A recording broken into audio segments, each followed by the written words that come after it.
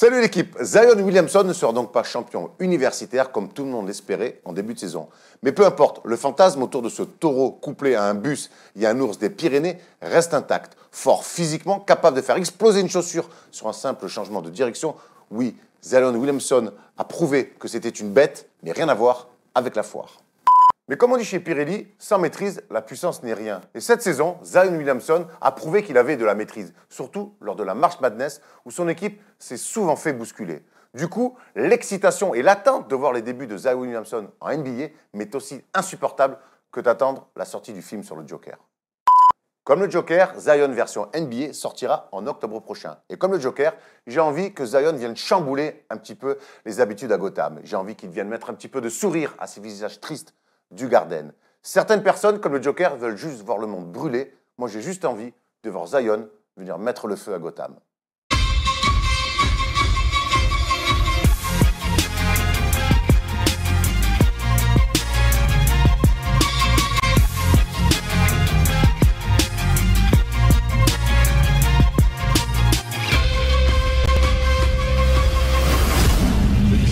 Salut l'équipe, on est jeudi et le jeudi c'est le First Day Show. On est quasiment à 10 jours des playoffs et avec Thomas, on est comme des fous chaque fois qu'on regarde les matchs le soir. Comment vas-tu mon ami Thomas? Ça va super. On n'est pas à quasiment 10 jours, on est à 9 jours très exactement. Oh, d'accord. Très exactement et 3 ou 4 matchs. Précision. C'est important. Précision d'Orphée. Alors cette semaine, ouais, on a une émission un petit peu spéciale.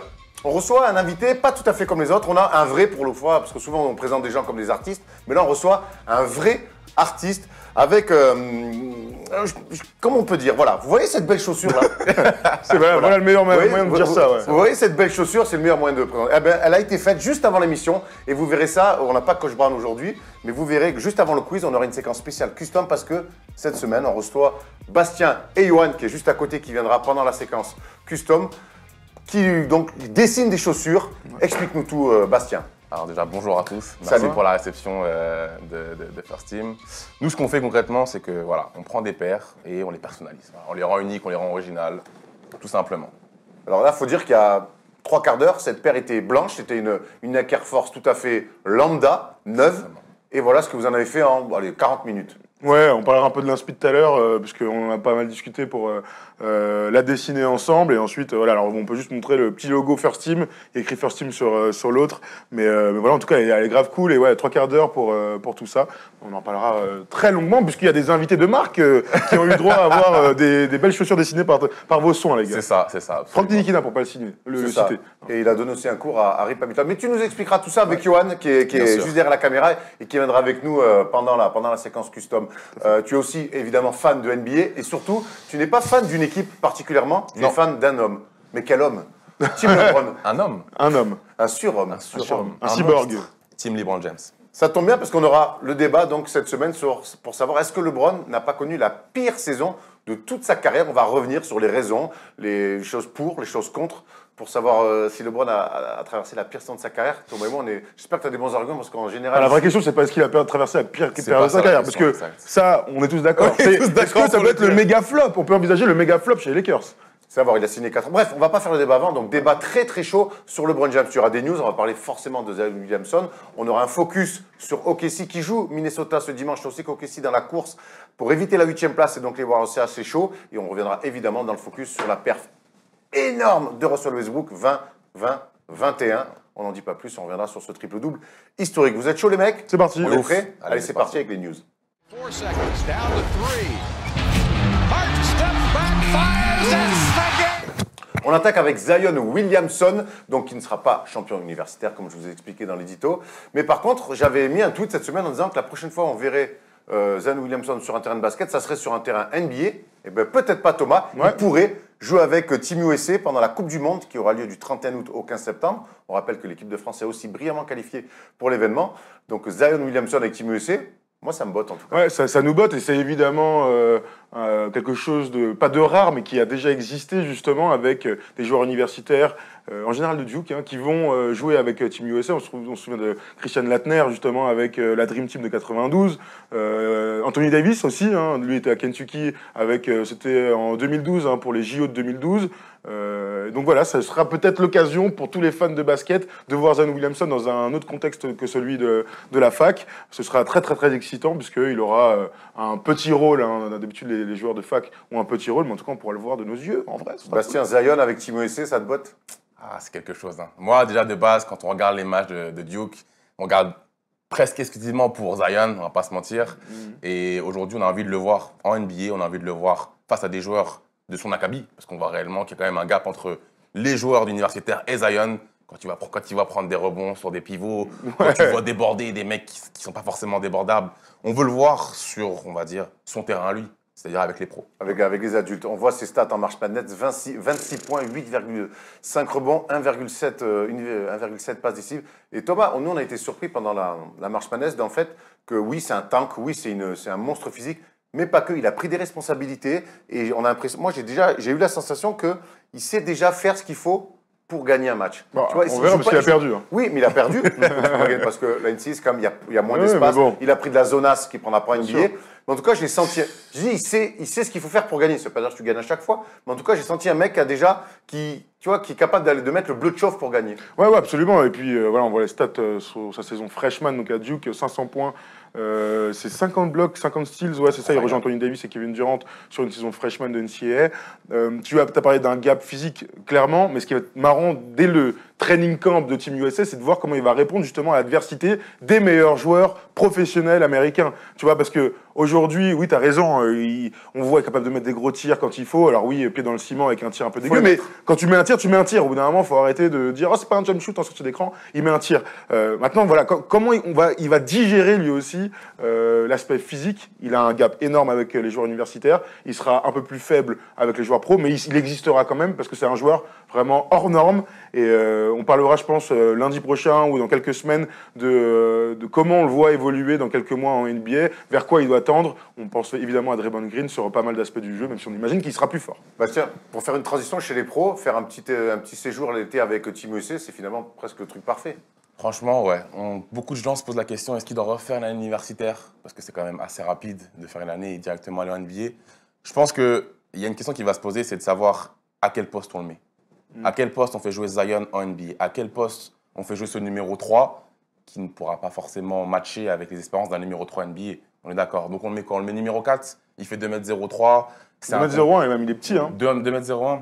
Après, c'est un physique hors norme, on imagine qu'il sera sur le poste 4, mais tu as raison, c'est une bonne question. Est-ce qu'on fait un mini Blake Griffin? Est-ce qu'il aura l'audace de... mini Blake Griffin, un Blake Griffin. Hein. Bah, mais un mini dans le sens taille. Ah oui, dans le taille, ouais. Dans le sens taille, il y a un sens le fait que Blake, on sait qu'il y a un fade. Il y a un fade away. J'ai rarement vu Zion bosser son fade away. Ouais, c'est un mec qui rentre à 3, qui pénètre, c'est un Golgoth. Voilà. À savoir, comme on l'a dit, il y a un gap entre lui et le reste universitaire.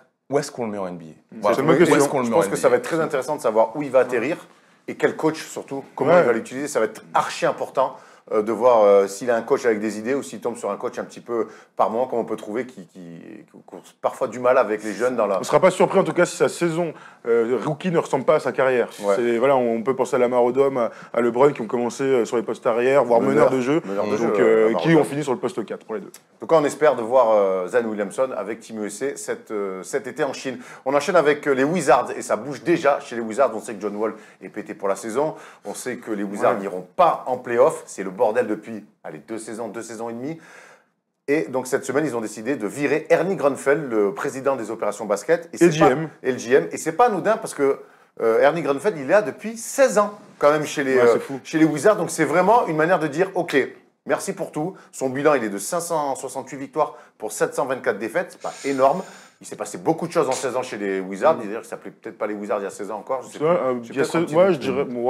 Belette, machin. Ouais, Belette. Je sais pas quelle année c'est, mais tout début 2000 ou fin 90. En tout cas, il a vécu pas mal de choses. Les Wizards n'ont jamais connu les finales de conférence sous son ère. Il était temps de tourner une vraie page et ceci peut-être un message envoyé. On imagine tant que ça va beaucoup bouger cet été. Ça va bouger de toute manière. Quand tu bouges le premier maillon de ta chaîne de décision dans une franchise, c'est que tu veux faire bouger ensuite le coach, par exemple, puis les joueurs. La grande question qu'on se pose, c'est comment ils vont réussir à se séparer, j'ai envie de dire, de John Wall. La question est déjà là, puisque blessé pendant très longtemps, un contrat énorme, qui ferait du bien, hein, First Team d'ailleurs, s'il voulait investir un peu notre ami John Wall. Non mais c'est vrai que on peut imaginer que si tu bouges ça, c'est qu'il va se passer des choses derrière. Voilà, c'est le premier fusible. Une petite déclaration de Ted Leonsis, le propriétaire des Wizards, qui dit « Nous n'avons pas atteint notre objectif de nous qualifier pour les playoffs cette saison. Et malgré le fait que nous avons joué avec plusieurs joueurs clés blessés, nous avons une culture de la responsabilité et nous devons obtenir des résultats positifs. » Bastien, Thomas disait comment se débarrasser de John Wall. Mais finalement, est-ce que c'est pas peut-être Bradley Beal qui serait le premier fusible? Totalement. Après, moi, je comparerais les Wizards avec Toronto. Il y a toujours un sentiment d'inachevé. On met toujours beaucoup d'allant au début d'année. Il y a ci, il y a ça, il y a un big three qui se met en place avec le pivot. Mais comme l'a dit Tom, ça ne va jamais jusqu'au bout, quoi. Donc pourquoi pas tout supprimer et recommencer un truc. À partir de Bradley Beal, pourquoi pas? Parce que c'est quand même quelqu'un. Tu penses que toi, tu garderais plus Bradley Beal que John Wall? C'est compliqué. Hein. À voir comment il revient de la blessure, concrètement. Il va revenir dans longtemps. En rupture du tendon d'Achille, on va pas le voir avant un an. Il a un contrat monumental. Mais regarde notre ami Boogie, bon, c'est pour faire un rapport avec Boogie. Boogie, aujourd'hui, il fait des bonnes stats, il a fait un match à 28 points dernièrement, mais c'est plus le Boogie de New Orleans. Tu crois? Moi aussi, je dis que j'attends de voir. Hein. Dans un an, on verra. Alors, on verra. Il ne peut pas faire les mêmes stats parce qu'il est entoré. Ouais, mais on va pas de ça. Hein. Moi, je le trouve un jambe. Pas par rapport à ça, par rapport au fait que. Ouais, moi, je le trouve un jambe. Ouais, mais c'est pas ça la question. Des allers-retours. Être en jambe et être au même niveau, c'est pas pareil. Le Boogie d'avant son tendon d'Achille, c'est déchiré, c'était horrible. Et le nouveau Boogie est bon. Mais c'est pas l'ancien Boogie. On verra dans un an, je pense. Par rapport à John Wall, je mets une hypothèse par rapport à ça. Là, on a un Bradley Beal qui marche bien, qui a pris les rênes sans forcément vouloir prendre les rênes. On lui a mis dans les pattes.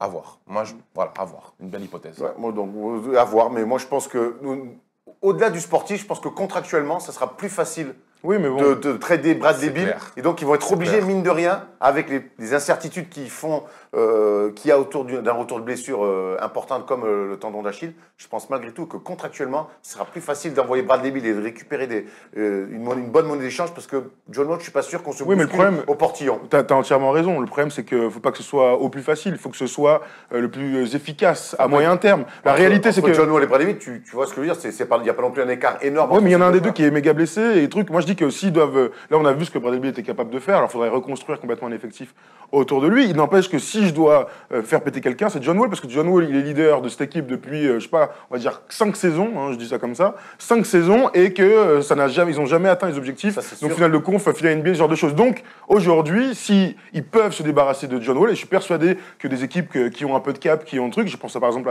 à Phoenix. Moi, si je suis Phoenix, dans un an, je tente ce coup, John Wall, parce que ça peut te faire passer un cap incroyable. Donc, il y aura des choses. Bradley Beal, tout le monde le voudra. Mais si tu dois garder un des deux, moi je parierais sur Bradley Beal côté Là où je te rejoins, c'est qu'à John Wall, ils lui ont filé contractuellement et sportivement les clés de la franchise. Bah oui. Et c'est vrai que ça fait 3 ans que l'équipe régresse. Ouais, tout à fait. On enchaîne avec la course à l'Est pour les playoffs. Chaque année, c'est un petit peu le feu, on le sait. Et cette nuit, il y a eu, alors on est dans jeudi, donc dans la nuit de mercredi à jeudi, il y a eu des résultats assez importants. Orlando qui a gagné. Miami qui perd à domicile face à Boston. Et donc, Orlando. Pas que. Détroit perd, Brooklyn perd et Miami perd. Mais c'est surtout Orlando qui passe devant le Heat. Donc, le Heat est actuellement 9e, avec un calendrier compliqué. Ils doivent encore notamment rejouer Boston. Miami, il leur reste 4 matchs. Et les gars, Bastien, ça pourrait être les 4 derniers matchs de carrière de Dwayne Wade.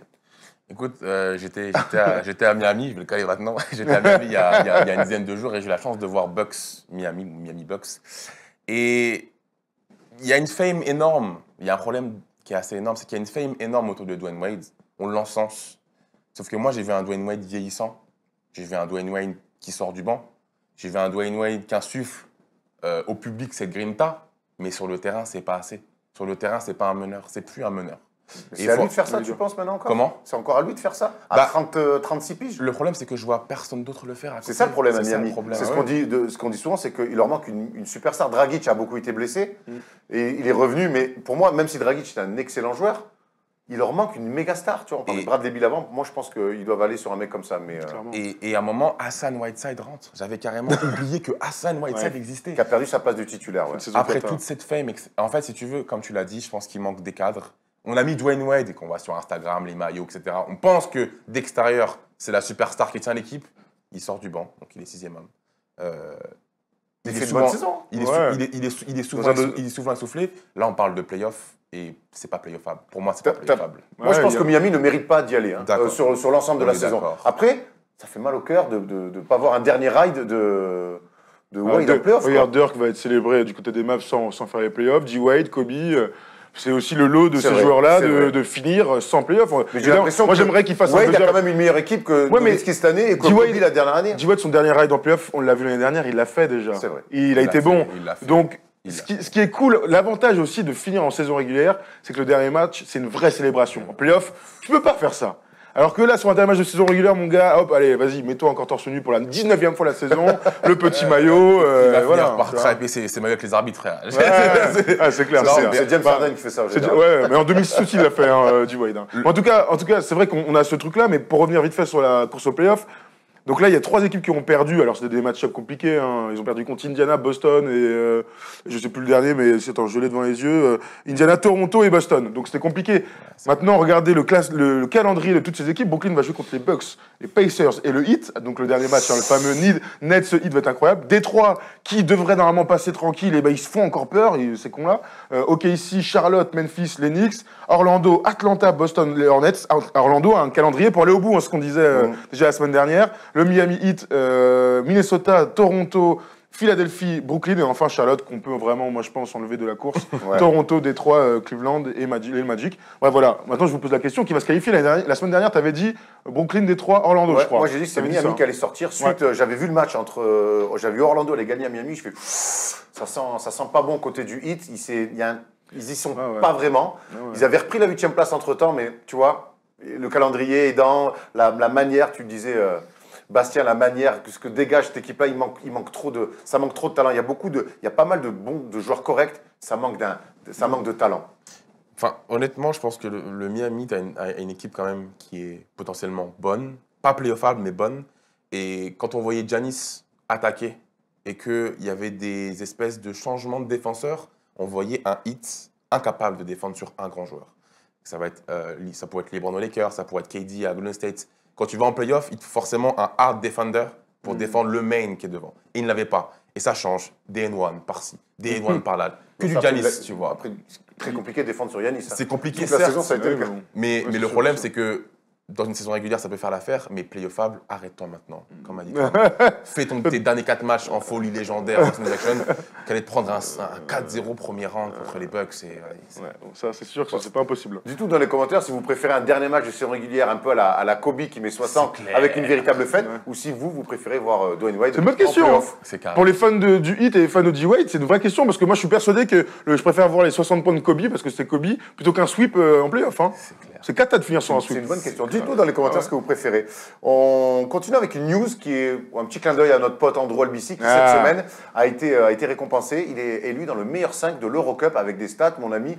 Bravo Andrew, tu fais kiffer. Hein. Ouais, sur le top 16, il finit à 14,6 points, 6,2 passes, 21 dévals. On se souviendra tous de son match là, contre Zagreb, 22 points, 5 rebonds, 8 passes, 4 interceptions. Alors, ils ont perdu en demi-finale contre le Hertha Berlin, mais une saison incroyable pour Andrew. Alors, c'était évidemment l'occasion de lui faire un coucou parce que bon bah être dans le meilleur 5 de l'Eurocup, c'est pas rien. Alors non, c'est pas l'Euroleleague, Ouais, mais en c'est dessous. lourd. Mais c'est en dessous. en dessous et c'est lourd. C'est C'est juste lourd. en Donc de dessous. voir des Français à ce niveau-là, lui qui est en équipe de France et qui sera sûrement aussi pendant le camp d'équipe de France pour peut-être aller à la Coupe du Monde en septembre. Ben voilà, c'est lui donner un peu de force. Vas-y, Andrew, continue de taffer et puis on espère que l'année prochaine, il sera dans une équipe d'Euroleague. C'est le but. On lui souhaite clairement un poste. L'Asvel, le Ouais. mec. En tout cas, elle a une coupe de cheveux incroyable. Bah Ah oui, mais toi, c'est dans vos C'est ambiances. hein. incroyable. C'est ton. Andrew, ça lui plairait beaucoup ce que tu fais. Ah, d'ailleurs, on va lui en parler. Je pense On que va lui en parler. c'est clairement client de ce genre de truc. Affaire à suivre. Super. Bah, voilà, écoute. Ce serait pas- On finit avec une petite dernière info en bref. Cette nuit, il y a eu Greg Popovich qui a battu un nouveau record, j'ai l'impression. Oui, oui. 63 secondes de match. Allez, merci, vestiaire. Même moi, en tant que joueur, j'ai pas fait ça. 63 secondes de match, 1 minute 03. Il a commencé à gueuler sur l'arbitre et on en parlait avec Erwan juste avant. C'est pour le show. C'est inimaginable que. Alors, péter les plombs dans un match, c'est normal pour un coach. Se faire exclure pour la deuxième fois en 3 matchs aussi. Bon, voilà. Il est habitué à tout ça. Et puis, quand on voit sa réaction avec Mike Malone ensuite, lors des interviews d'après-match, Il s'amuse. ouais, je pense. Enfin, c'est l'impression que j'ai en tout cas. Alors, regarde un petit truc, il arrive, tout le monde rigole. Il y a le cuisinier derrière qui se régale aussi. Vous savez comment s'appelle le rappeur là? Je sais pas, Seb Gecko. Non, le j'en sais rappeur rien. américain qui Gecko, fait de la ouais. cuisine. Zadek, j'en sais rien, gros. Je sais pas de qui tu parles. Dans les Un Post commentaires, Malone. il Oui, dit- oui, je vois. Non. Ouais. Bah, je sais pas de qui tu parles alors. Je sais plus comment il s'appelle. Ah d'accord. DJ Khaled, je vais te dire tous les noms. Hein. Le nom m'échappe. Ah, ok, Ça reviendra. merci, très bien. Donc, ouais, Greg Popovich, ouais, on a l'impression qu'il est un peu en roue libre, notre ami. hein. Il est en roue libre et c'est pour ça qu'on l'aime, hein. Honnêtement. Aussi, c'est pour ouais, ça qu'on bien l'aime. sûr. C'est quand tu te réveilles le matin, tu vas sur Instagram, tu vois qu'il s'est fait virer, tu es là, tu regardes la vidéo 2-3 fois, tu te dis, bon, qu'est-ce qu'il a encore fait, tu de lire sur ses lèvres. Ouais. On s'en régale. Il est là pour le show. Après, pour l'instant, ils sont 8e, nos amis des Spurs, et donc ça les ferait rencontrer directement. Les amis des Warriors. Les amis des Warriors. Pas... Ce serait bien pour les Spurs qui étaient déjà en playoff, honnêtement, vu de la. Normalement, Action Bronson. Action Bronson, bien sûr. En plus, clairement, oui, c'est absolument lui, le cuistot, youtubeur, rappeur. Bravo, Erwan. Très bon rappeur. Oui. Je pense que ce serait bien déjà que que les Spurs soient en playoff. Après, C'est culturel quand même. Moi, c'est l'inverse qui me choquerait un petit peu. Mais au vu de l'année qu'ils ont fait, c'est vrai que. Ils ont eu des bons passages. C'est très illégal. Ouais, c'est illégal. Très bien. Inégal, ouais. On enchaîne parce que les Spurs sont 8e, mais pour être 7e, parce qu'ils sont à la lutte avec OKC, on en parle tout de suite dans le focus. They do have a timeout. Decide not to use it. Curry, way downtown. Bang! OKC connaît une fin de saison compliquée, même si son meneur star fait des stats incroyables. Et ce dimanche, il joue face à Andrew Wiggins, Karl Anthony Towns, donc vous l'avez compris, face aux Wolves, et ça peut ressembler à ça. We played together, and it's all about my teammates. I wouldn't be able to take them shots if my teammates didn't believe in me. Wiggins. When you're hot, you're hot. Just blessed, man. I'm so thankful to play the game I love every night. It's amazing. Got it to Diallo, elevates and soars. Karl Anthony Towns going to work and drills the mid-range jumper. George. Oh, he's not human! Un match que doit absolument prendre OKC s'ils veulent éviter de prendre les Warriors au premier tour. Et je crois que ça arrangerait tout le monde. OKC de ne pas prendre les Warriors et les Warriors de ne pas prendre OKC. On voulait revenir justement, on voulait profiter de cette affiche pour revenir sur la perf incroyable cette semaine de Russell Westbrook. 20 points, 21 rebonds, 21 passes, 8 sur 23 au tir. Alors, 20 rebonds, 21 passes. Ouais, 21 passes, et 20 rebonds, par 20 rebonds. 8 sur 23 au tir. Alors j'ai lu pour certains que c'était pas très grave, 8 sur 23 au tir, parce qu'il avait fait plein d'autres choses. J'ai quand même, moi, toujours un énorme problème avec sa sélection de tirs. Et les playoffs arrivant, je pense que la sanction, bref, on aura le temps d'en reparler.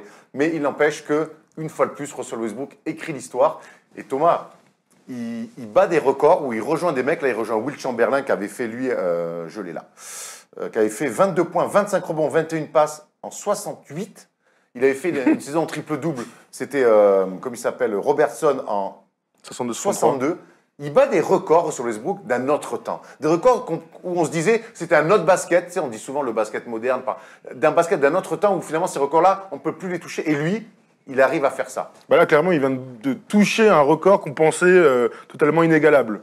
Autant les quadruples-doubles, on pouvait les imaginer dans le basket moderne, on l'a vu mine de rien dans les années 90. Là, de faire 20-20-20, c'est un truc auquel personne n'espérait. Et t'as raison, c'est une perf so 60s.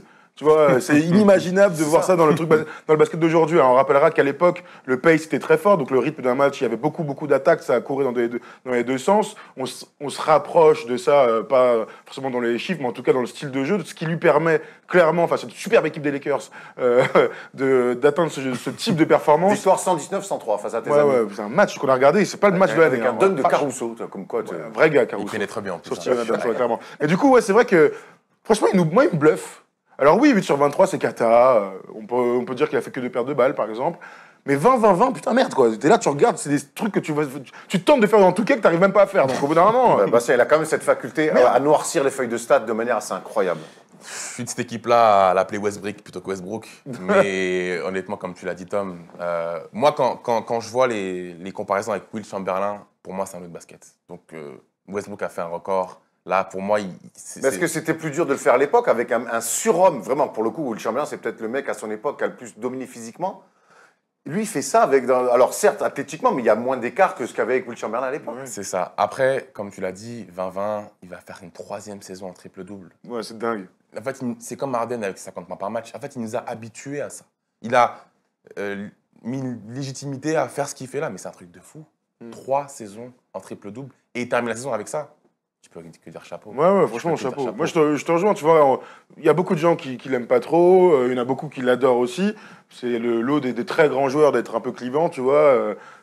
Mais en fait, j'ai l'impression que sur Westbrook, c'est très manichéen dans la manière d'être. C'est ou tu l'aimes ou tu ne l'aimes pas. J'ai rarement parlé avec des gens qui sont un peu au milieu. Ça marche pour le bras. Ouais. Moi, je te dis, ça marche pour les meilleurs, ça marche pour KD.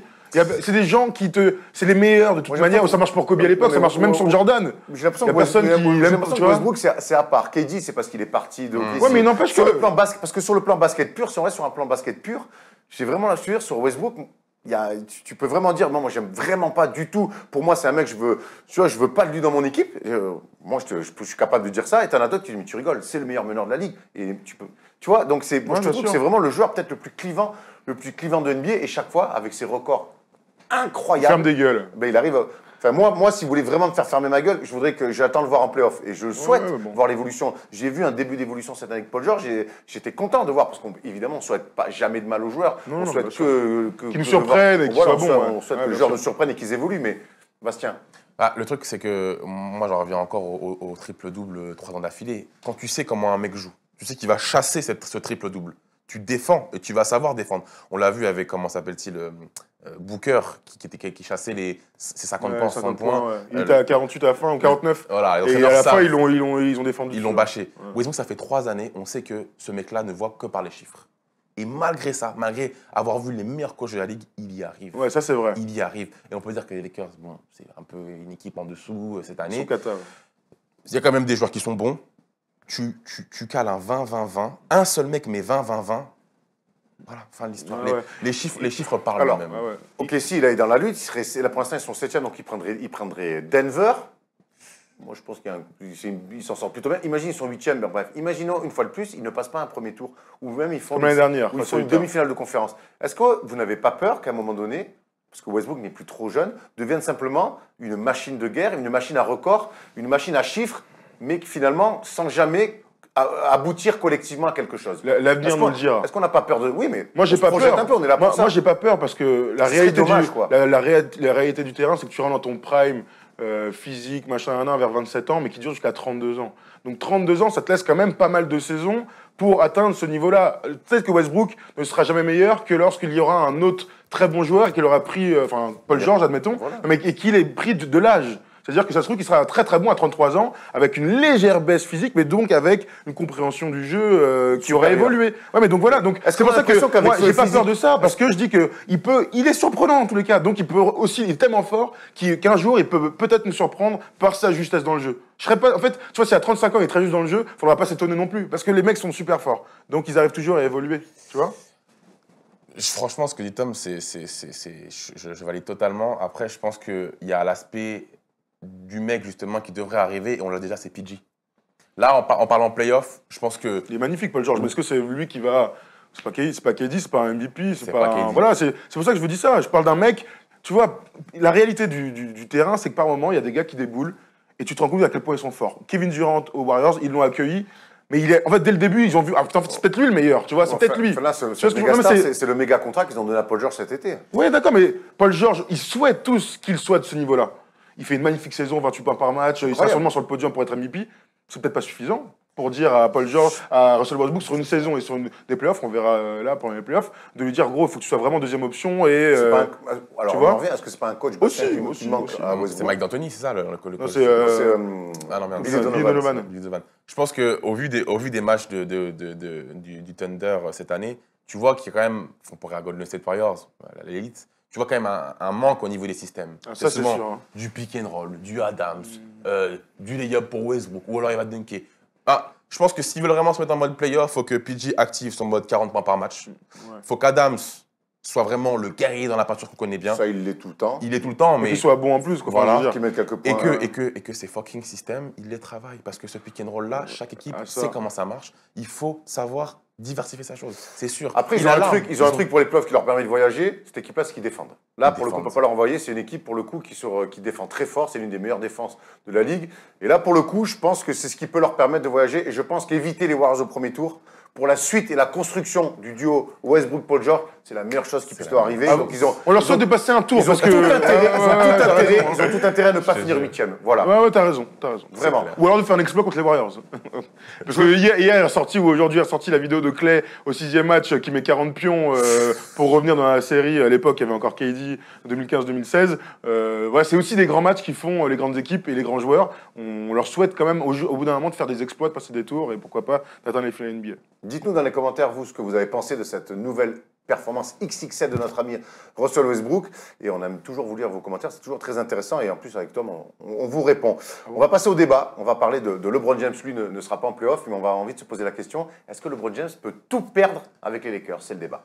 Dennis Rodman, if you forget all about the hair and all the tattoos, watching play basketball, he can do. Alors, en début d'émission, je demandais à Tom et Bastien est-ce que LeBron James n'a pas connu la pire carrière de sa saison. Et quand on regarde ses stats, La pire saison de sa carrière. La pire saison de sa carrière, j'ai dit quoi? Pire carrière de sa saison? Qui ne veut absolument rien dire. Si, c'est un langage codé pour des gens, écoute.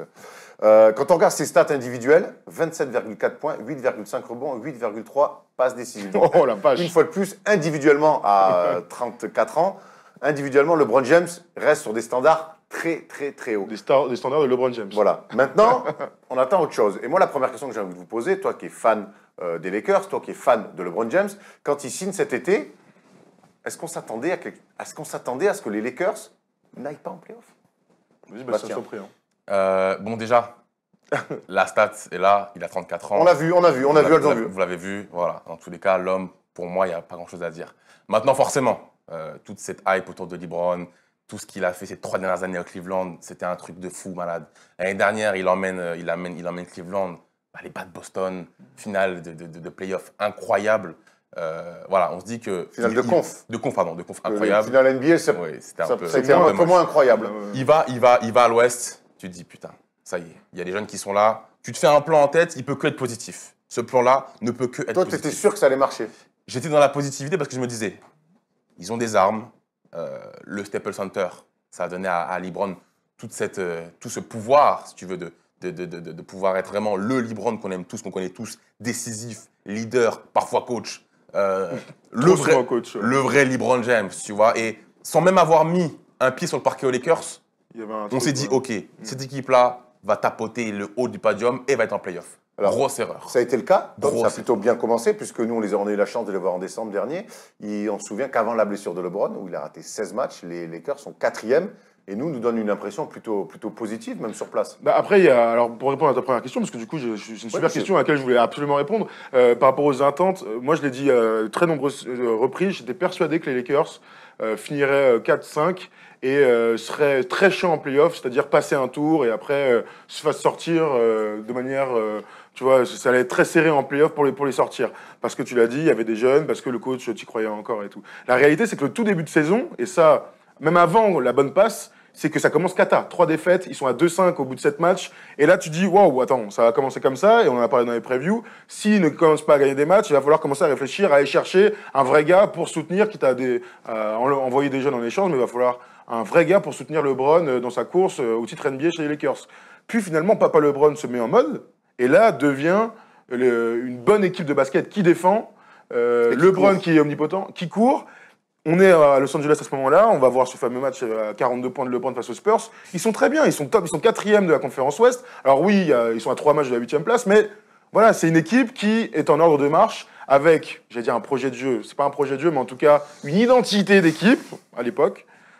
Donc voilà, ils sont dans l'ordre de marche. Donc jusqu'à preuve du contraire, cette équipe des Lakers aurait dû se qualifier en play-off, aurait dû finir 4e, 5e et être chiant en play-off. Et puis donc, blessure de LeBron, 16 matchs ratés, c'est la plus longue absence qu'il a connue de sa carrière. Et là, les jeunes, donc Bastien, tu parlais, en quels tu croyais, font pas la maille, quoi. Ils n'ont jamais assuré, ils n'ont pas assuré. Ils ont vraiment pas assuré, quoi. Alors il y a peut-être un problème de coaching, il y a peut-être un problème de confiance. Le fait est que les Lakers descendent et sortent même des 8. Et là, on commence à se dire, ça sent la merde. Tu l'as dit, tu l'as très bien résumé. Les Lakers descendent. On voit l'équipe qui balbutie son basket. Et qui est le seul responsable? LeBron James. Et l'erreur, elle a été là. Parce qu'il faut se dire qu'avant tout, il y a un coach bancal. On est tous d'accord pour le dire. Ouais, clairement. On a un coach bancal. On a des jeunes qui sont jeunes et qui sont passés de ces jeunes pousses qu'on met sur l'élite à les seconds de LeBron James. Et psychologiquement parlant, ça se voyait sur le terrain. Donc, moins de combativité. Il faisait que courir en fast break, ça dépendait plus. Un Lonzo Ball qui s'est totalement éteint. Un Ingram décevant, mais incroyablement nul. Non, pas nul. T'es dur. Écoutez, moi j'ai vu un match, je me rappelle d'un match contre les Timberwolves, où il commence par un 31-2. Ah oui. 31-2 pour les Timberwolves. 0-7. Et Ingram te sort un match catastrophique. T'as que la Kuz, au final. T'as que Kuzma. Il fait ce qu'on lui demande, mettre des points. Exactement. Donc, je dirais, on est tous d'accord pour se dire que les Lakers ont fait une saison qui était assez éclatée. Mais LeBron James n'est pas forcément le seul aspect, pas le seul ADN. Là où je te rejoins complètement, c'est pas le seul aspect, mais la blessure de LeBron est la raison de la non-qualification. Ça, c'est une réalité. C'est sûr. Normalement, C'est sûr. les jeunes ne sont pas bons, mais 5 victoires, 11 défaites pendant l'absence de LeBron James. Très bien. tu te rends compte, 5-11. Non, mais cette absence-là, elle a mis un énorme coup de fusil dans la cuisse des Elle a Lakers. mis un coup de fusil et elle a mis en lumière des carences incroyables dans l'équipe. Et Ça, ouais, c'est vrai. Mais est-ce que justement ces carences-là, tu vois, c'est là où je veux un petit peu essayer d'aller vous titiller aussi. Effectivement, la blessure de LeBron, elle est dans le côté, pas de chance. Mais il y a une gestion derrière qui arrive quand tu dis qu'on doit réfléchir à faire tout exploser pour faire venir un vrai gars derrière. Le problème, c'est qu'ils font tout exploser et qu'il n'y a pas le vrai gars qui vient. Absolument. Et on revient sur la gestion de l'affaire Anthony Davis, on en a longuement parlé, mais qui, quelque part, Anthony Davis ne vient pas, et les jeunes, tu leur fais comprendre qu'en fait, c'est ni plus ni moins qu'une simple monnaie d'échange. Ouais, et là, il commence à se casser quelque chose dans l'équipe. Mais il se casse, ouais, c'est clair, mais là, c'est la faute de Rob Pelinka, de Magic, de Rich Paul aussi, l'agent de LeBron, qui à partir du moment où on apprend qu'Anthony Davis est chaud pour partir aux Lakers, en fait, c'est des choses qui ne doivent absolument pas sortir. S'ils sont chauds, il y a un intérêt mutuel, tant mieux pour les Lakers, tant mieux pour Anthony Davis. Tu négocies en scred et tu appuies sur le bouton, regarde, hop, il y a les petits commentaires de nos mecs, tu appuies sur le bouton pour faire le trade. Le problème, c'est que ça ne s'est jamais passé. Il n'y a jamais eu la possibilité du petit bouton et les Pelicans en ont profité. Cet échec fait vraiment tâche. Quand le meilleur joueur actuel rejoint la plus prestigieuse des franchises, tu t'entends au moins à l'avantage du terrain. Je suis d'accord. Et tout le monde sait qu'il n'est pas étranger au fiasco. AD, ça fait beaucoup. Je pense qu'on peut comparer les Lakers au Paris Saint-Germain. Étant fan du PSG et des Lakers, Johan aussi, on a quand même eu beaucoup d'expectatives. On a quand même eu beaucoup d'expectatives sur les arrivées de grandes personnes, d'accord, comme LeBron James. Le problème qu'il y a eu, c'est comme tu as dit tout à l'heure, mois de décembre, blessure de LeBron. Et là, on a l'impression que quasiment tous les mois, il y a un truc qui ne va pas. Il y a un grand truc qui va faire que chaque mois, l'équipe va descendre de plus en plus. LeBron se blesse. On parle du coup des rumeurs de AD. Ball se blesse aussi. Ball se blesse. Lonzo se blesse. Ouais. Rajon Rondo a un des pires ratios de la ligue en termes de points. On apprend qu'ils veulent trade quasiment la moitié de l'équipe, puis toute l'équipe, puis ça spécule. Chaque mois, il y a un truc. AD qui ne tombe pas. Oui, mais alors, à un moment donné, il y a aussi un retour de LeBron James qui revient en février, qui dit les playoffs sont encore jouables. J'active le mode playoff. Ouais, parce que et là, alors attends, mais il le dit très bien. Et puis, apparemment, des paroles, il joue les actes, puisqu'ils vont gagner, on se souvient, à Houston. C'est une victoire vraiment. Grosse victoire. Et derrière, ça plonge. Et pareil, le fait d'avoir dit je me mets en mode playoff et en fait de ne pas l'assumer sur la durée, ça fait un peu tâche. On a l'impression que LeBron, il est encore dans un délire de dire j'ai qu'à aller m'y mettre un peu pour que ça marche. Le problème, c'est que tu n'es plus à l'Est. C'est ça. Je pense que le problème, c'est qu'après la blessure de LeBron, il s'est rendu compte que ça allait être très très difficile et que le gap Est-Ouest était un peu plus gros. Tu penses qu'il s'en est rendu compte ? Il s'en est rendu compte. Et je pense que c'était de la com qu'il a dit j'active le mode comment dire, playoff. C'est pour dire que, ok, LeBron James, il a vu qu'il y avait un problème, il active le mode playoff. Il n'aurait rien dit. Il aurait fait, mais attends, on a connu un LeBron James meneur, coach, qui gérait les vestiaires, et là, il n'y a plus rien, on est en crise, il revient, il n'y a plus rien. Non, je pense qu'il a dit, mais il savait déjà que c'était foutu. Là, ce qu'il va falloir faire, c'est que il faut qu'on comprenne que LeBron James, c'est avant tout un mec à 34 piges, qui a fait un pari avec les Lakers peut-être un petit peu trop haut par rapport à sa carrière. Mais le fait qu'il ait dit « j'active le mode playoff », s'il ne le disait pas, ça allait partir en couille totale. Moi, le store jouant, c'est que je trouve ça incroyable, mais vraiment, je trouve ça incroyable, mais c'est pas la première fois qu'il le fait, mais qu'il parle et qu'il agisse ensuite. Moi, ça, c'est un truc... J'aime bien quand on est en train de faire les paris et tout, c'est normal, tu vois, tu chambres un mec dans un match, tu peux envoyer quelques pics sur Twitter, ce genre de truc. Mais dire « je me mets en mode playoff », pour, je pense, mentalement s'y mettre. On sait qu'à Cleveland, par exemple, pendant les playoffs, il coupait Twitter, il coupait les réseaux sociaux et il s'y mettait, voilà, psychologiquement. Donc là, il a dit que j'avance d'un mois et demi ce mode, on va dire. Et puis, ça ne réagit pas. Et derrière, non seulement ça ne réagit pas, mais en plus, tu vois des actions incroyables. La phase de Kuzma le pousse, le ballon qui roule, la remise en jeu derrière le panier. Tu sais, c'est des trucs qui marquent la NBA et les observateurs, parce que tu dis, mais attends, c'est le meilleur joueur du monde jusqu'à preuve du contraire, et là il est en train de nous montrer des choses de petits joueurs, de petits niveaux, sachant qu'ils enchaînaient les défaites. Bon. C'est important. S'ils gagnaient des matchs et se qualifiaient 8e, on n'aurait pas ce débat-là. On a fait le tour sur cette saison ratée des Lakers et de LeBron James. Moi j'aimerais bien les gars maintenant qu'on parle de la suite, parce que c'est ça le plus intéressant. LeBron James a signé 4 ans chez les Lakers, et la question de ce débat, c'est de savoir est-ce que LeBron James peut tout perdre avec les Lakers, c'est-à-dire tout perdre, c'est ne pas gagner un titre avec les Lakers. Ça serait... pour moi, je pense, un échec terrible dans sa carrière, parce que autant il gagne avec les Lakers, il en sort plus que grandi. Il ne gagne pas avec les Lakers sur 4 ans, c'est une catastrophe. Et cet été, il est archi important pour les Lakers, parce que pour moi, ils ont quasiment déjà perdu 1 an. Ils vont changer de coach, oui, ils ont quasi perdu 1 an. certitude. Les jeunes sont encore là. Et surtout, il y a une énorme free agency. Est-ce qu'on voit là, au niveau contractuel, donc il y a un cap de 41 millions, quasiment 42 millions cet été.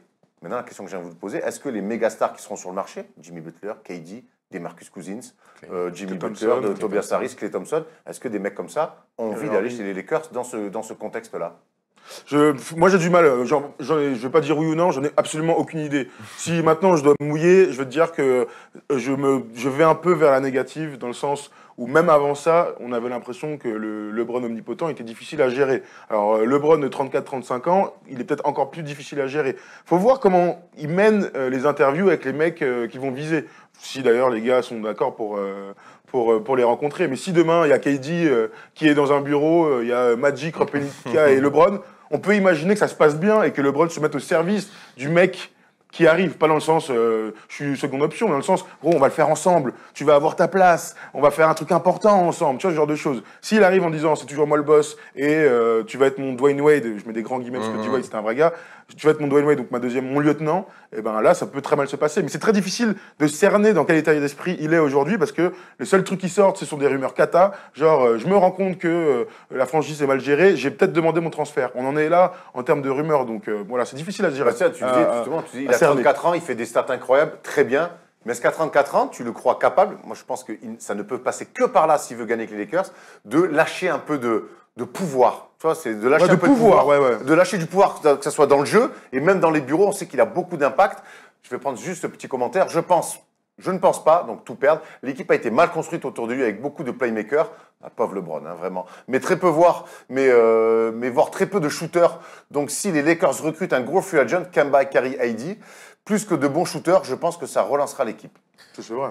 Je pense qu'avant tout, on est d'accord pour se dire que cette année, c'est la pire de LeBron. La 16e, c'était la pire. Et je pense que déjà, dès maintenant, vu qu'il ne joue plus du tout, voilà, on l'a mis de côté, il prépare déjà cette off-season. On le voit déjà faire de la muscu et tout. Bon, il est en ouf à faire ça. Il est en ouf, et voilà. Mais je pense qu'il la prépare au niveau physique parce qu'il a quand même 34 piges. Et qu'il la prépare aussi au niveau du business. Parce que le fiasco AD, il ne pourra pas le revivre 2 fois d'affilée. C'est-à-dire que là, il se doit de trouver quelqu'un qui va l'épauler. Pas forcément en mode Dwayne Wade. Voilà, qui va l'épauler, qui va peut-être un petit peu laisser cette pression que LA et Magic Johnson sur lui, le donner un peu à des mecs comme AD, à du Butler, à du Klay. Le délire, je pense que concrètement, on a eu tendance un petit peu à le mettre sous l'eau, mais c'est un pari qu'il a fait. Et le pari, à l'image du PSG, j'en ai au PSG, ils ont recruté des milliers de personnes, des millions injectés. Et ça fait 6-7 ans qu'on attend. On attend. Là, moi, j'attends rien perso, mais. Nous, on attend concrètement, mais voilà. Et les Lakers, eux, en une année, passage Est-Ouest, ils s'attendent à ce que LeBron limite ramène la ring. Non, les gars. Là, je suis pas sûr que le projet était de gagner sur la première année. Non, mais quand je dis ramener la ring, j'exagère pour comprendre que. Je pense qu'il y avait un projet sur 2 ans, et je reviens vraiment à ce que j'ai l'impression que cette année-là, finalement, tu dois reculer un peu parce que cette première année-là, pour moi, elle ne sert quasiment à rien. C'est quasiment une année blanche dans la construction. Pire, je pense que ça parce qu'elle sera forte en enseignement. Elle sera forte en enseignement. Après, c'est vrai que les gros échecs, ça t'aide à reconstruire. Mais bien sûr que oui. Ou alors, ça dit aussi. Et là, c'est pour ça, quand je me mets à la place d'un énorme free agent, j'ai toujours rêvé d'ailleurs d'être un énorme free agent. Tu l'as déjà été, hein. Ouais, c'est vrai que on t'a appelé quand t'étais à Malakoff, on t'a dit, t'as même pas fait d'essai, tu m'as dit. J'aime pas que t'en parles, arrête. Mais je me dis, qu'est-ce que je vais aller me mettre dans ce bourbier avec un mec de 34 balais qui, quoi qu'il arrive, veut gagner, mais veut gagner en étant. Avec lui qui tire les cordes. Moi, j'ai 28, 29, 30 ans, je suis à mon prime. Joue avec lui s'il accepte qu'on se partage vraiment les responsabilités. C'est pour ça que je te parle de l'interview. Moi, si lui vient me casser les couilles, il me dire fais ça. Oh frère, moi, je suis pas là pour ça. C'est pour ça que je te parle d'entretien. Hein. Ça change tout. Regarde, en fait, quand tu parles à quelqu'un. T'es Kawhi Leonard, par exemple, qui dit clairement qu'il veut aller à LA. Et il veut retourner vivre à LA. Quand tu vois la construction des Clippers, le coach chez les Clippers, ce qu'il y aurait autour de lui déjà en place et par rapport aux Lakers. Oui, mais ça marche pas comme ça. Oui, t'as raison. Enfin, si, ça marche comme ça. Mais n'oublie pas qu'il y a, on va dire, 6-7 places pour une douzaine de joueurs. C'est-à-dire que t'as les Knicks, les Clippers, les Nets. En gros, voilà, les gros outsiders. Et t'as les Lakers. Je pense que, par exemple, les Nets et les Clippers sont en avance parce qu'ils ont un coach en place, parce que ça se passe bien qu'il y a des jeunes joueurs. Mais jouer avec LeBron, c'est pas rien non plus. Alors, quand tu poses la question, est-ce que les gens ont envie de jouer avec ? Mais c'est une vraie question, c'est une vraie question. C'est pas du tout une question orientée. Hein. Non, bien sûr, mais sauf que la réalité, c'est que si t'es très fort, type Kawhi, type KD, type machin, et que t'es avec LeBron, t'as une chance d'aller en finale, quoi. Faut arrêter de déconner. C'est ça. Tu vois, faut pas non plus dire c'est dur de jouer, oui, peut-être. Mais si derrière tu construis à peu près bien, putain, si tu vas pas en finale de conf, c'est une catastrophe. Donc faut pas enlever ça non plus. Tu deviens un contender immédiat. Donc faut pas lui enlever quand même le qualité Je du pense gars. que t'as raison. On parle d'un mec quand même qui est dans le top 10 passeur et top 10 scoreur. Ouais, c'est fou ça. Tu dis, putain, le mec, il est là, on me propose de jouer avec lui. Je suis fort, mais je vais apprendre avec lui. Aussi, je pense que c'est un vrai challenge. C'est un vrai challenge. On parle de LeBron James, il n'y en a qu'un aujourd'hui. C'est le seul, c'est le GOAT. On sait très bien. C'est pas le GOAT, c'est le GOAT carrément. Non, de cette ère. Ah, c'est de sa génération. Je pense que c'est le GOAT et tu peux pas refuser de jouer avec le GOAT. Ouais, ça peut se tenir. On va faire quelques petits réorientations, mais on parle de quelqu'un quand même qui, là, ces stats-là de 27-8-8, c'est les stats que MJ faisait à 24 ans. C'est les stats que peut-être des Oscar Robertson faisaient à 25 ans. Dans leur prime, tu veux dire. À 34 piges. Oui, non, mais bien sûr. Mais de toute façon, si la question c'est est-ce qu'il est fort, il est très fort. Maintenant, c'est comment tu fais pour aller chercher cette titre pour être consacré par tout le monde. Tu vois, quand on parle de GOAT, l'idée c'est qu'il faut absolument qu'elle gagne un titre avec les Lakers, sinon, sa legacy, elle est un peu moins. Tu vois, les Bulls ont réussi à le faire quand il y avait les Pippen, quand il y avait etc. Les joueurs ont accepté de se mettre un petit peu dans l'ombre pour Michael. Ouais, mais les gens l'ont déjà fait ça. Les gens l'ont déjà fait à Cleveland. Donc là, tu penses que c'est un mec. Pippen, il est arrivé dès son début de carrière, il a accepté de mettre. Là, tu penses que les gros free agents de l'été doivent se dire je viens pour gagner, mais je me mets un peu dans l'ombre. C'est pas lui à 34 ans, avec son vécu, de justement se mettre un peu dans l'ombre. Alors, il sera jamais dans l'ombre. Hein. Non, mais. Je vois ce que tu veux dire. Qu'il soit un bis pour de lâcher un peu. De lâcher un peu. Je pense qu'il y aura forcément, comme je te dis, une réorientation de son jeu. Si on parle de Kawhi, il n'aura pas le même jeu qu'il a aujourd'hui au Raptors. Il n'aura pas le même jeu. Mais tu joues avec LeBron James. On va mettre un truc, on vous dit, en place. Oui, non, mais ça. L'objectif, c'est d'aller choper une ring ou alors une finale. Quand tu vas ici, ok, tu vas au Nets. T'es Kawhi, tu vas au Nets. Je dirais que l'expectative, elle est d'aller voir la ring. Ouais. Mais on ne sait jamais si ça peut arriver. Là, avec LeBron, on sait que dès le départ, dans le vestiaire, ce sera d'aller chercher le plus haut possible. Ouais, ça, c'est vrai. Ça, c'est. Dites-nous dans les commentaires si vous pensez que les gros free agents de cet été ont envie vraiment d'aller rejoindre Los Angeles. Et en plus, on n'a pas l'exemple. On n'a pas l'exemple. On ne sait pas si ça a marché ou pas marché. On n'a pas l'exemple. Non, ça c'est vrai. On ne va pas dire que Magui, c'était la meilleure recrue ronde non plus. Non, mais de toute façon, on a vu un commentaire pour dire que c'était mal construit. Et c'est vrai qu'évidemment, avec le recul, c'est plus facile. Mais quand ils ont réfléchi à cette équipe, ils se sont dit on a LeBron James qui est l'un des meilleurs créateurs, mais on va essayer de le décharger un peu justement de cette création pour qu'il soit vraiment poste 4 et qu'il fasse autre chose sur le terrain. C'est pour ça qu'ils ont Lonzo Ball, c'est pour ça qu'ils prennent Rajon Rondo, c'est pour ça qu'ils prennent Lance Stephenson. Un petit commentaire là. Le flop ne vient pas de LeBron, sa saison reste propre, il fait des stats, mais le management reste chaotique à LA, la rumeur Davis, le recrutement des vétérans qui mettent le bordel, tout cela vient gâcher la saison. Ça rejoint ce que je suis en train de dire, mais c'est vrai que la construction de l'équipe, et ça on l'a pas tellement dit. La question qu'on va se poser pour l'année prochaine, c'est est-ce que LeBron, même à 34 ans, tu ne l'entoures que de shooters, tu vois, que de shooters exclusifs, entre guillemets, et peu de créateurs, et tu lui laisses complètement la main là-dessus, c'est-à-dire qu'il va, avec son IQ incroyable, il va trouver les gars dans les corners, faire des petites passes D pour les pivots, ou est-ce que tu continues dans cette idée qu'il faut le décharger un peu de la création? C'est des bonnes questions, mais pour ça, il faut un bon coach. Et là, il y a une grande question autour du coach. On va finir le débat, j'ai 2 questions pour vous les gars. On a parlé de Anthony Davis, on sait qu'il est en partance toujours. Est-ce que c'est fini avec les Lakers ou cet été, il peut y avoir un nouveau rush? On sait que, comment il s'appelait, Dell Demps, le GM qui avait dit non aux Lakers, qui répondait même plus aux appels de Magic, a été depuis licencié par les Pelicans. Est-ce qu'on peut imaginer que les Lakers fassent une nouvelle tentative cet été sur AD? Oui, je pense qu'ils vont le faire, mais ils vont pas trop le médiatiser, tu vois. J'espère pas, ouais. Je pense que ça a vraiment low-key et que je pense que ça s'est vraiment pas fait parce qu'il y a eu des problèmes qu'on connaît pas. Des problèmes peut-être de signature, d'argent. Mais je pense que le plan sportif intéressait Eddie. C'est sûr. Mais qu'il y a des trucs qu'on ne sait pas qui a fait que ça a coqué. Alors, moi, je dirais que Eddie aux Lakers, ça serait un truc de ouf. Mais. Est-ce que tu lâches toute l'équipe pour? Toujours pareil. Hein. La question, c'est toujours la même. Parce que je pense qu'il y aura un run. Hein. Ils vont tenter de l'avoir. Mais est-ce que là, maintenant, avec tout ce qui s'est passé en février, tu lâches Ingram, Ball, Kuzma, et les d'autres Josh Hart, si tu veux. Il y avait Zubac à l'époque dans le truc. Bref, en tout cas, c'est 3 et quelqu'un d'autre. Moi, je vois un truc. Je vois qu'aujourd'hui, les équipes qui arrivent, ils ont soit un top 2, soit un top 3. Tout simplement. Bon, les Golden State, c'est un top 5, voire un top 6. Mais OKC, un top 3, Paul George, Steven Adams. Il lui faut une base solide dans tous les cas. Et si ça veut dire driver tout le monde, on drive tout le monde. Pas grave. Sébastien, tu le ferais, toi? Moi, je pense que AD, en plus, tu vois, Anthony Davis, je pense que c'est le mec qu'il faut à... Bien sûr. C'est le mec qu'il faut à LeBron, et je pense que il faut Anthony Davis à LeBron, et il faut LeBron à Anthony Davis. Je pense vraiment c'est le duo qui, pour moi, fit parfaitement. Et je te propose, si ça ne matche pas, tu signes des Marcus Cousins, par exemple, aux Lakers? J'aime bien l'idée d'avoir un 5 aux côtés de LeBron, moi. C'est une question. Est-ce que tu signes des Marcus Cousins avec un beau contrat, notamment? Ouais. Ok. Moi, contrairement à ce que vous pensez tout à l'heure, je pense qu'il est revenu physiquement plus affûté, il va vite. Après, il marque moins de points, forcément. Oui, non, mais c'est pas les stats qu'on lui les trucs. Hein, moi, je trouve qu'il est en canne. On parle de est-ce qu'il est plus fort. Hein. Ok. Dernière question, parce que c'est quand même la question de ce débat. Vous pensez que 4 ans de contrat, on imagine au bout des 4 ans, 0 bague, ça serait. Est-ce que LeBron aurait finalement beaucoup perdu chez les Lakers? Sur son image, sur ce qu'on laisse quand on finit une carrière, ce qu'on laisse derrière soi, tu fais chez les Lakers, tu fais 4 saisons. La première est déjà ratée, il n'en reste plus que 3, il a 34 ans. Si tu ne gagnes pas avec les Lakers, est-ce qu'on peut dire que c'est un passage raté? Je veux dire, MJ a eu des erreurs sombres. MJ a eu des erreurs sombres où il a arrêté le basket, où il s'est mis à je sais pas quel sport de baseball, etc. Ça fait partie des choses.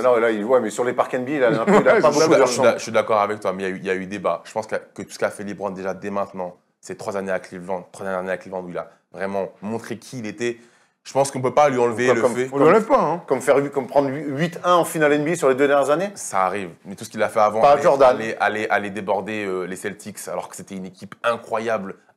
Sans Kyrie Irving. Sans Kyrie Irving, mais t'as des Terry Rozier qui étaient là en train de prendre feu, bref. Oui, on parle de Terry Rozier quand même. Hein. Oui, c'est vrai. Après, je t'avais dit que j'étais prêt sur les arguments. Ouais, je sais, non, mais je suis d'accord avec toi. Je vois que t'es offensif, il n'y a pas de souci. Non, honnêtement, je pense qu'on ne pourra pas lui enlever tout ce qu'il a fait. On sait tous intérieurement, même si on n'aime pas LeBron et les Lakers, on sait intérieurement que faire ce qu'il a fait, de passer de l'Est à l'Ouest, c'est un truc de ouf. Que Stephen Curry ne fera jamais, que KD ne fera jamais, que des grands joueurs qui sont dans le on verra KD. KD, il a toujours joué dans l'Ouest. Il a toujours dans l'Ouest. C'est un gap quand même extraordinaire et le fait qu'il l'ait fait, ça en dit long. Moi, je trouve ça très cool qu'il l'ait fait. Ça redistribue les cartes de manière incroyable. Maintenant, en tant que fan NBA, mais en tant que fan de LeBron, Will Chamberlain a surdominé avant d'arriver aux Lakers. Quand il arrive aux Lakers, c'est plus la bête physique et dominante qu'il est, mais il gagne avec les Lakers. Et moi, je crois que quand tu es un monstre de l'histoire du basket comme les LeBron, venir porter le maillot des Lakers, signer le contrat qu'il a signé et ne pas gagner, ça serait une énorme tâche. Et surtout, ce serait le premier. Et ça serait le premier. Parce que tous les mecs qui vont aux Lakers, il n'y a que Elgin Baylor. Baylor, mais tous les mecs qui vont aux Lakers, ils prennent une bague au bout d'un moment. Tu vois, tu signes aux Lakers pour prendre une bague. Donc si, par contre, ça peut être un méga flop. Hein. Imagine tu fais aucune finale, imagine ça finit comme Kobe, tout est possible de toute manière. C'est possible. Enfin, tu vois, vraiment. Après, j'imagine LeBron assez fort et assez intelligent. Cet été est primordial. Ouais, mais même pas que. C'est la off-season la plus importante. C'est la plus importante de toute sa saison. Thomas, il a 34 balais. Hein. À part les blessures. À part les blessures, il en a une. Tu vois, il commence cette année. Ce que je veux dire, c'est que. Et c'est pas une blessure sur un coup. Oui, mais sauf que s'il y avait eu AD, je pense qu'il serait allé en playoff et il aurait taffé en playoff. Moi, je dis que ça va tellement vite que je vais pas te dire que ça va être. Ils vont jamais faire. J'en sais rien, il est tellement fort. Je vais te donner un argument que tu m'as donné sur les Knicks. Ça, c'est des scénarios de fans. Non, je vais te dire pourquoi ça n'a rien à voir. Parce que, en fait, moi, je me base sur l'histoire d'une franchise. Et lorsque je me base sur l'histoire de la franchise des Lakers, eh bien, à la fin, c'est toujours eux qui gagnent. Contrairement à 20 ans d'histoire des Knicks, il n'y a jamais personne qui signe. Ça va. Tu vois les grandes différences? Non, mais en tout cas, bref. Dites-nous dans les commentaires si pour vous, si LeBron en 4 ans ne gagne pas avec les Lakers, est-ce que pour vous, ça serait une tâche qui peut certainement pourrait le faire descendre dans la hiérarchie du meilleur joueur de tous les temps? Bastien, tu dis que non. Thomas demande à voir. Ouais, je demande à voir. Pour moi, il a déjà fait ce qu'il avait à faire quand il a dépassé. Vous êtes gentil quand même. Il a dépassé MJ. On va pas lancer le débat. Gros, s'il fait 4 saisons sans playoff, crois-moi qu'il va. Il fera pas 4 saisons sans playoff. Moi, je vous dis. Il les fera pas, mais se lancer dans un espèce on va dire, de challenge à 34. Non, mais le challenge. À 33 ans. Qu'il accepte le challenge, c'est bien. Qu'il le réussisse, c'est mieux. C'est mieux qu'il le réussisse, mais foutez-moi des gens à l'intérieur, foutez-moi du AD, foutez-moi un Clay, foutez-moi des gens. Kobe avec Bill Shaq, avec le Shaq. Il y a des duos qui sont là, Pippen avec MJ, on n'en parle pas assez, mais on retient le MJ, mais il y a Pippen qui est derrière. Foutez-moi un mec qui le seconde. La dernière fois que j'ai connu un LeBron James qui était secondé, c'était Kyrie Irving. On se fait une shoot sur Steph Curry. C'est lui qui on se souvient aussi qu'ils se font froisser l'année d'après. Hein. Ils se font froisser l'année d'après. On continuera le débat après, je pense. Mais voilà. Pour savoir ce qu'il est goût. Dites-nous vous dans les commentaires, en tout cas, si ce débat passionnant toujours, LeBron James, ça fait parler. Les gars, c'est le moment de parler custom, chaussures, style, la classe, séquence. Je ne sais pas comment on va l'appeler. On va l'appeler la séquence Curry, parce qu'elle est Curry. They do have a timeout. Decide not to use it. Curry, way downtown. Bang! Bang! Alors, comme je vous disais en début d'émission, ces chaussures-là ont été customisées avant l'émission par Bastien et Johan. Et messieurs, expliquez-nous un petit peu comment déjà l'idée vous est venue de lancer ça. Vous êtes les premiers en France et j'ai presque envie de me mouiller. En Europe, vous n'êtes pas nombreux non plus, voire les pionniers de ce genre-là. Bonjour, bienvenue, hein, Yoann. Bienvenue, Noah, pardon. Tu es là depuis tout à l'heure, mais en fait, comme tu es là depuis ce matin, j'ai l'impression que. Mais je te présente aux gens. Yoann, donc, qui est l'associé de Bastien aussi, qui est donc. Comment on appelle ça? Peintre, artiste. Personnaliste, customiseur, voilà. Exactement. En fait, l'idée, elle est venue d'un constat simple. On s'est dit, tu achètes une paire à 100, 150 euros, 200 euros, tu sors de chez toi, tu peux rencontrer 4, 5, 6 personnes avec la même paire dans la journée. Ouais. Alors, si c'est des Stan Smith, c'est 300 personnes. Oui, voilà. Là, je parle d'une certaine, voilà, des Jordan, voilà, des Balenciaga, des chaussures de luxe. Nous, on s'est dit, tu peux avoir une paire basique, une Air Force, tu mets 150 euros, tu as une paire avec ton ADN, ton histoire, tout ce que tu as envie de mettre dessus, toi, tes couleurs, si tu es fan des Lakers, par exemple. Mais en fait, c'est un truc qui te rend unique, sans mettre 300 balles dans une paire. Et c'est quoi les demandes, les choses les plus communes qu'on vous demande? Qu'est-ce qu'on vous demande le plus? Alors, il y a eu les mangas. Il y a eu les mangas. Ah ouais? Quel manga? Il y a eu les mangas. One Piece, Dragon Ball Z, les plus connus, tu vois. Sinon, il y a les couleurs du basket aussi. Après, souvent, les marques. Genre Louis Vuitton. Ah, on veut mettre son petit LV sur les baskets. Je pense que de base, ça a permis à des gens d'avoir des paires qui sont, on va dire, originales et qui se distinguent d'autres personnes. Mais le truc, c'est que beaucoup de gens sont influencés par la fame, par les marques, etc. Donc, ils veulent beaucoup de choses qui vont se rapprocher de ce qu'ils connaissent déjà. Et ils vont pas forcément vouloir créer des choses, se poser et dire voilà, je veux ci, je veux ça parce que mon ADN c'est ça. Il y en a beaucoup qui le font, mais pas encore assez. Donc voilà, on a commencé à faire ça il y a déjà 2 ans et demi. Et aujourd'hui, voilà, on est sur Instagram et ça se passe plutôt bien au niveau des retours artistiques qu'on a. On a fait quelques petites collaborations avec Franck Nilikina notamment. Racontez-nous d'ailleurs, c'était intéressant la rencontre. Alors, Franck Nilikina, déjà, je voudrais remercier le magasin Dahomey qui nous a donné ce contact-là, un mec qui gère le magasin, et qui nous a dit un jour, voilà, je kiffe ce que vous faites, je connais Franck Nilikina, ça matchera. Je dis, ok, pas de souci. Donne-nous les informations et on voit ce qu'on peut faire. Il fait du 47,5. On a reçu la paire, franchement, la paire, j'avais vu une paire comme ça. Bah, 47,5, ça va. Mais Thomas, tu fais du combien? Toi, 46, ça va. 47,5, on connaît des gars qui font du 50. Crois-moi, là, c'est des grands pieds. La Air Force One, la high, là. Ah, c'est la grande, la ouais. high, là. On la voit, on voit les photos, là. On était à 2 dessus pour la. Elle était sur mon avant-bras, on l'a posée comme ça. Et en fait, Franck n'était pas encore au courant qu'il allait avoir une paire customisée. On allait lui offrir lors d'un rendez-vous, voilà, pro. Ce qui se passe, c'est que l'idée principale, c'était de permettre aux gens de pouvoir voir sur les parquets une paire customisée par une entreprise française de Franck Nilikina. Donc on lui a fait une paire un peu signature comme vous pouvez la voir, en rappelant les couleurs de New York, le bleu, l'orange singulier. On lui a amené, on lui amène et voilà, ça pète, il kiffe. Il regarde la paire, on aurait dit le 25 décembre. Un enfant qui découvre un cadeau, un enfant. Exactement, il est comme un ouf. Donc nous, grosse force, on se sent vraiment saucé. Et puis arrive le moment où voilà, il nous remercie, la paire, il la prend. Et puis on voit, dans sa poche, Dans sa poche. une black card qui sort. Il me dit, C'est pas une électron? Ah, Oh non. c'est le Crédit Agricole. Qu'on salue, Crédit Agricole. Et ce qui se passe, c'est qu'il était voilà, dans une humilité totale, prêt à nous payer pour ce qu'on avait fait. Vous avez demandé combien vous devez, c'est ça? Combien il nous devait. Très humble, franchement, un mec très humble. Alors vous avez dit combien? Et nous, on était là, on balbutiait un petit peu. Ça bégayait fort. On était là. On regarde, on se dit, mais il va la payer vraiment, vraiment. Est-ce qu'on prend un 10K? Parce que ce mec-là, il fait forcément attention à tout ce qui va être argent. On lui dit, voilà, Franck, ça nous fait plaisir et c'est un honneur de pouvoir te faire une paire. Si tu la portes, on kiffe. Envoie-nous de la force. Viens, on met un truc en place et on voit ce qui se passe. Il a kiffé la vibe et il nous a dit, voilà, je me relâche avec mon agent et pourquoi pas faire des paires pour le court dans 1 an, 2 ans, voir comment... Donc des paires pour jouer aussi. Exactement. C'est encore en pourparler, mais en tout cas, très belle expérience. Okay. Il nous a reposté et le compte des New York Knicks officiel nous a reposté. C'est cool, ça. Classe. Voilà, donc c'était... Bravo les gars. Du coup, est-ce que c'est, par exemple, les chaussures comme ça pour Franck, est-ce qu'elles sont commercialisées ou c'est que pour lui? En fait, on a fait une édition qui est collector, donc elle a un certain prix parce que voilà, elle a été portée, elle a été faite pour Franck, donc elle a un certain prix. Mais elle est sur le site. Elle est sur le site, hein, forcément, un certain prix, mais ça Pas pour les plus riches d'entre nous. Après, si t'as envie de te faire un kiff, c'est... Sur le site, tu en as pour tout le monde. Tu en as pour un jeune voilà, qui est au lycée, qui peut mettre 150 euros dans une paire. Et tu as un mec, un collectionneur, un hypebeast, comme on dit, qui peut mettre 300, 400 balles, 500 balles. Rappelez-le nom du site du coup. Excuse-mycustom.com, comme tout le monde l'indique. D'accord, on mettra le lien de toute façon sur nos stories, sur nos comptes Instagram. Et puis nous, du coup, on a un point commun. Alors attends, avant ça, il y avait une autre. J'ai juste qu'on a un point commun avec Franck Ah oui, Nicolas, c'est vas-y. que nous aussi, la First Team, on a nos chaussures voilà. personnalisées. Absolument, on a une chaussure personnalisée. Regarde, alors d'un côté First Team, de l'autre on a fait le petit logo. Alors Aux couleurs des Lakers, aux couleurs sur la des demande de Tom. Parce que du coup, vous avez aussi une collection 100% NBA. Ouais. Exactement. Donc si vous êtes fan de NBA, vous pouvez voir sur le site, elle y est. Et donc moi, quand on en a discuté un peu, j'ai dit ouais, sur quoi on pourrait aller. Je fais bah vas-y, moi j'aime bien les Lakers. Est-ce qu'on pourrait faire un peu de purple and gold, donc du voilà, or et violet. Regardez tous les détails, ils sont très cool. Regardez, on voit le petit time-lapse, on l'a fait juste avant l'émission, ça a mis 3 quarts d'heure en gros. 3 quarts Les deux d'heure. chacun une paire. 3 quarts d'heure. C'était très cool, on est très content avec des Air Force blanches. Est-ce que vous faites sur tous les modèles de chaussures? Bah, en fait, si tu veux, nous, notre slogan, c'est t'as l'idée, on a les pinceaux, tout simplement. C'est-à-dire que tu ramènes ta paire et on s'occupe et on s'occupe du reste. Concrètement, Il y a ce slogan que j'aime beaucoup. Attends, vas-y, continue. ma paire, ta paire. En fait, si tu veux, nous, on est avant tout des artistes, donc on va mettre nos idées, notre vision sur des paires.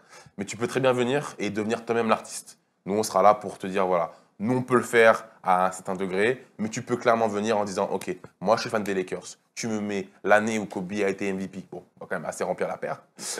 Tu me mets les couleurs de Lakers et on va pouvoir te faire la paire qui te correspond à toi. Et c'est pour ça que, comme l'a dit Yohan tout à l'heure, on est avant tout là pour permettre aux gens de se distinguer, mais aussi de se dire, OK, cette paire-là, je vais être le seul à la porter.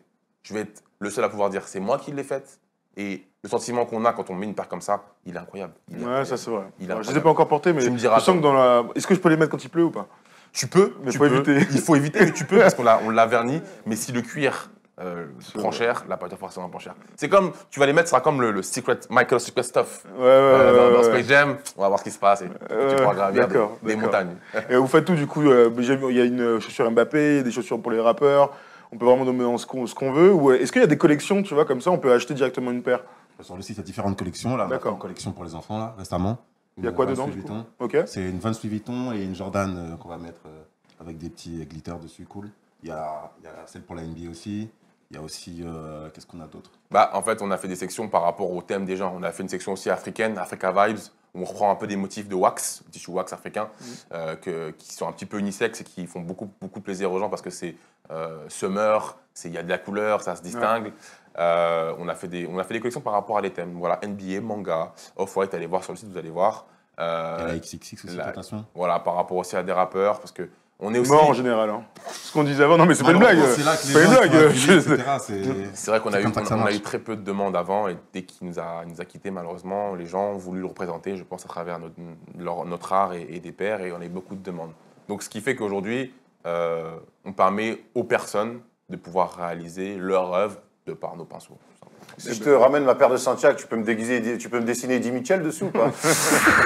Le pire, c'est que tu pourrais. Du moment que tu payes. Tu payes. Le client est roi. Le client est roi. J'ai fait des customs. Elle jette devant les Marseille dessus. Ouais, c'est vrai, ça. Des gens de goût, des gens de goût. C'est Ouais, ça. t'en Des fais gens de pas. goût. Et on a vu votre couloir pour entrer sur le terrain. Je suis pas sûr que le goût. Le foot, c'est demain. Yohan saignait des mains quand il faisait cette petite étoile au-dessus. J'ai l'impression Cette de couper un oignon, quoi. Cette étoile achetée au-dessus. Ah oui, parce qu'il a pas l'habitude, c'est normal de faire les étoiles. En tout cas, on va vraiment mettre sur des Air Max et tout, c'est vraiment joli, quoi. Des Air Max Vapor. On a fait, cool, hein. ouais, on a fait quelques des personnes qui nous ont fait confiance. Là, c'était par rapport à This Is La Peste, à l'époque de son EP Carré Bleu. Il y a aussi Cardi B qui est passé à Paris. On lui a fait une paire grâce à Balou, force à lui d'ailleurs. On a fait aussi Offset récemment. Donc, on a fait le couple, c'était assez sympa. Bah ouais.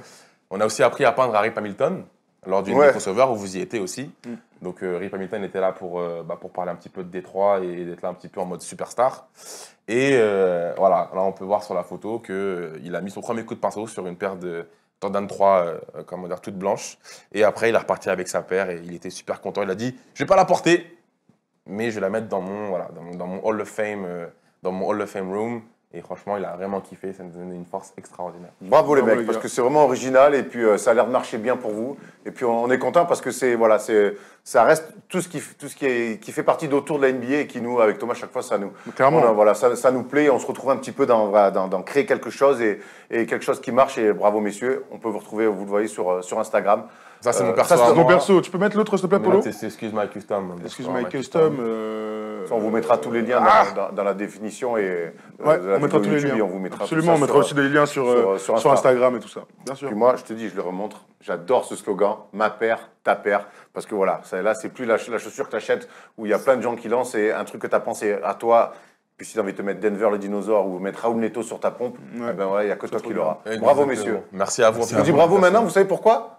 Parce qu'après, on va attaquer le quiz, et là, je sais que je ne vais pas vous dire bravo.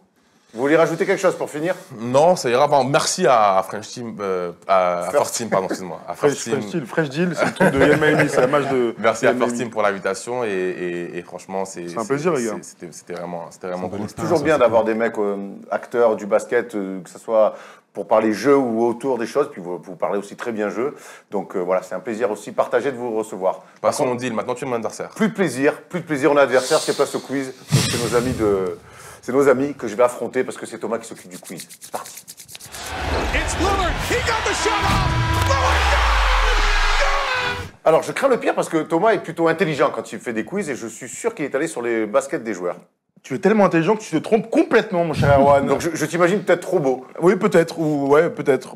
En tout cas, j'ai fait un quiz en 3 parties, les gars. Alors, la première, ça va être des photos floutées, donc il faudra trouver à la vitesse. Hein. Je rappelle, vous êtes 2 contre Erwan, hein. Vous êtes là pour le taper. Deuxième, ce sera une énumération, donc une équipe, vous aurez chacun votre tour, un joueur à citer, et ainsi de suite. Et à la fin, un grand qui suis-je. Il faudra deviner de quel joueur on parle. C'est un thème, j'ai joué avec LeBron.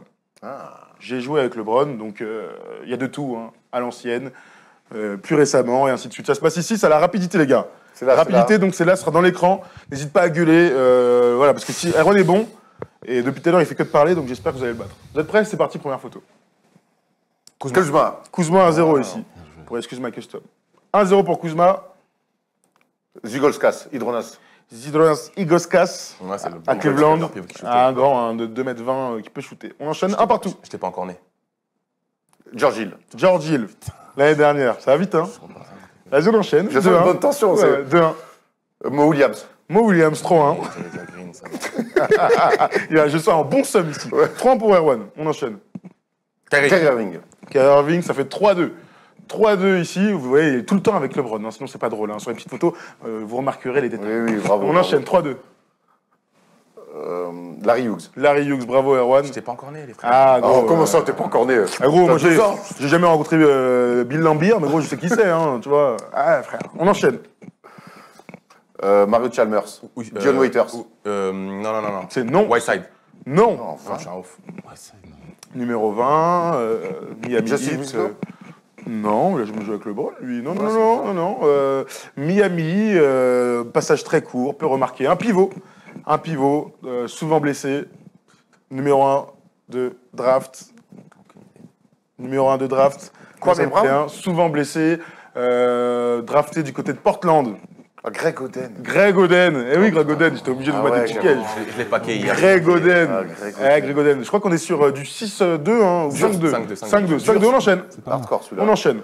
Hashim. C'est pas Hashim. C'est pas Hashim, hein. Pas Hashim Tabit. Hein. Ça vous dit rien, c'est un vrai gars de Miami. Hein. Qui a joué à Charlotte. Vrai gars de Miami, j'ai eu lieu la dernière saison. J'ai un trou terrible. Ouais, t'as un trou. Aslim. Udonis Aslim, bravo. Ah, mon frère. Non, ça vous dit rien, ça? Oh, merde. On enchaîne, mon polo. Mario Chalmers. Chalmers, évidemment, avec El Hit et avec ses 2 vrais gars. Il doit rester 2 photos ou 3 photos. Ils l'ont dit, hein. Ah, c'est ça. Lonzo Ball. Lonzo, c'est pour là-bas. ici. Lonzo Ball, donc. Je crois qu'il reste une photo, je crois. Mathieu Delavedova. Mathieu Delavedova, je Ah crois, bah. regarde, qui ferme les yeux. Magnifique photo de Mathieu Delavedova, c'est la seule où ils étaient tous les deux. Victoire d'Erwan pour cette première manche qui allait très vite. Eh oui. Il est fort. Mais Mais j'ai hâte de voir un quiz 2019 parce que. Ah, 2019. Donc, du coup, j'étais pas encore né. 1-0 pour Erwan.